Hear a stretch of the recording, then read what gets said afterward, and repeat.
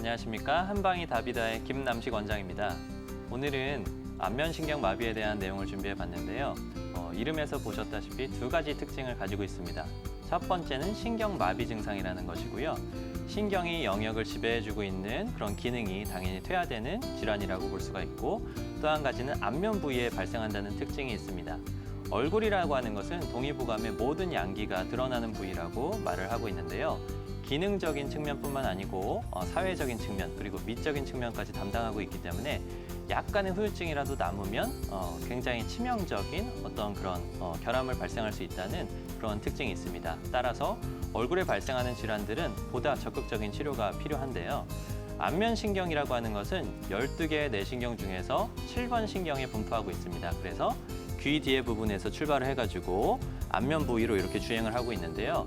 얼굴의 근육을 움직여주는 역할을 주로 수행을 하고 있습니다. 그래서 7번 안면신경에 안면마비가 발생을 하게 되면 이마에 주름을 지을 수 없고, 눈을 감기가 어렵고, 또 코를 찡긋하기도 어렵고, 입이 잘 움직이지 않아서 반대편으로 돌아가는 것과 같은 비슷한 증상들을 나타낼 수가 있습니다.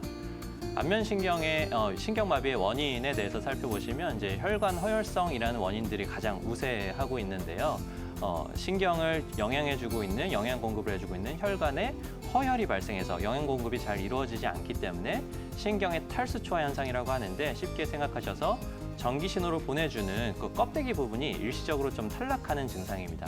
그런 원인 때문에 안면신경마비가 발생한다고 보고 있습니다. 그리고 일부 환자에서는 혈액 검사를 시행했을 때 바이러스가 검출되기 때문에 바이러스가 안면신경 쪽으로 감염이 생겼다라고 보고 있기도 합니다. 안면신경마비의 가장 특징적인 것은 전조 증상이라고 볼 수 있습니다. 어떠한 병이든지 간에 전조 증상을 잘 관찰을 한다면 그 질병을 예방을 할 수가 있는데요. 안면신경마비도 동일합니다. 그래서 평상시에 과로를 하시는 분들, 아니면 스트레스를 많이 받으시는 분들에 한해서 귀 뒤쪽에, 한쪽 귀 뒤에 이상한 감각에 통증이 발생을 하게 됩니다. 이것이 바로 포인트인데요.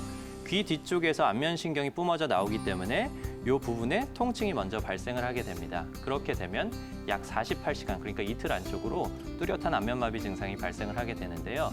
따라서 귀 뒤에 통증이 발생을 하게 되면 안면신경마비로 먼저 의심하시고 한의원에 방문하셔서 예방을 할 수 있는 침 치료를 시행하시면 좋겠습니다.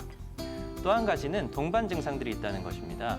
안면신경마비는 안면 근육을 움직여줄 뿐만 아니고 그 분지에 있는 가지들이 눈, 코, 입, 귀 같은 곳에도 분포를 하고 있는데요. 그래서 신경마비가 발생을 하게 되면 얼굴의 움직임이 둔해질 뿐만 아니고 눈물이 과다해지거나 코에 후각이 떨어지거나, 아니면 입에서 이상한 감각, 특히 짠맛이 더 많이 느껴진다든지, 아니면 소리가 울려가지고 귀에서 웅웅거리는 증상들이 발생을 하게 됩니다. 이러한 동반 증상도 당연히 안면신경마비가 좋아지면서 회복을 하게 되기는 하는데요. 이게 왜 중요하냐면, 이러한 동반 증상들이 많다는 것은 신경마비가 보다 깊숙한 쪽에서 발생했다는 걸 의미하거든요. 깊숙한 쪽에 발생을 하게 되면 동반 증상이 많으면 많을수록 예후는 불량해집니다.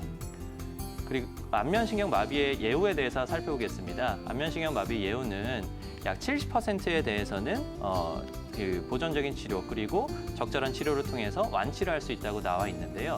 70% 정도면 사실은 굉장히 높은 완치율입니다. 하지만 내가 만약 그 나머지 30%, 후유증이 남는 30%에 해당이 한다면 나한테는 사실 100%가 되는 것이거든요. 그래서 이 치료율을 끌어올릴 필요가 있습니다.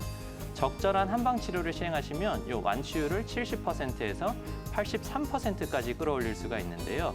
한방 치료와 그리고 침 치료, 한약 치료, 봉침 치료를 동시에 이용하시면 훨씬 좋은 효과를 얻으실 수가 있습니다. 이 한방 치료에 뭐가 있는지 하나하나씩 살펴보도록 하겠습니다. 첫 번째는 침 치료와 전침 치료입니다. 침 치료는 구축된, 그러니까 딱딱해진 근육을 풀어주고 안면신경을 역으로 자극하는 방법을 통해서 신경을 되살리는 역할을 하고 있고요. 그러한 이제 신경 자극 효과를 극대화시키기 위해서는 전기 자극을 걸어가지고 거기에 신호를 조금 더 강한 신호를 주기도 합니다. 또 한 가지는 이제 봉침 치료가 굉장히 유효한데요. 일반적인 약침 치료에 비해서 왜 봉침이 더 유효하냐고 하냐면, 봉침에 들어있는 PLA2라고 하는 물질이 있습니다.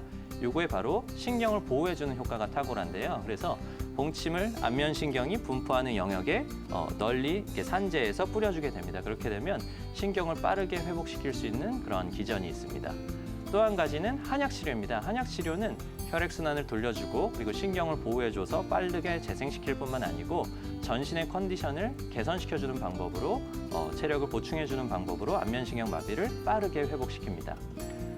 하나 제가 소개해드리고 싶은 포스터가 있는데요. 옆에를 보시면 안면신경 마비에 대한 첩약 건강보험 적용이라고 하는 이제 한의사협회에서 나온 그 포스터가 있습니다.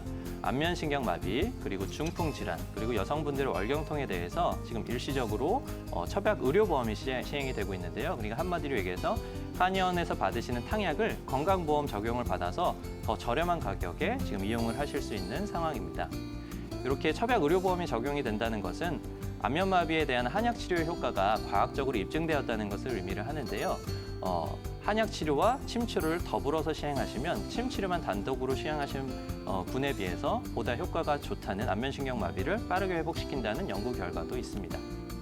지금까지 안면신경 마비에 대해서 알아보았는데요. 안면신경 마비, 얼굴에 발생한 마비 증상이기 때문에 겁을 많이 먹고 한의원에 내원하시는 분들이 많습니다. 하지만 완치율도 높고 한방 치료를 시행하신다면 70%의 완치율을 83%까지도 끌어올릴 수 있습니다. 너무 걱정하지 마시고 한의원에 내원하셔서 빠른 치료, 그리고 잦은 치료, 그리고 후유증이 없어질 때까지 끝까지 치료를 하셔서 우리 후유증을 예방하시기 바라겠습니다. 지금까지 김남식 원장이었습니다.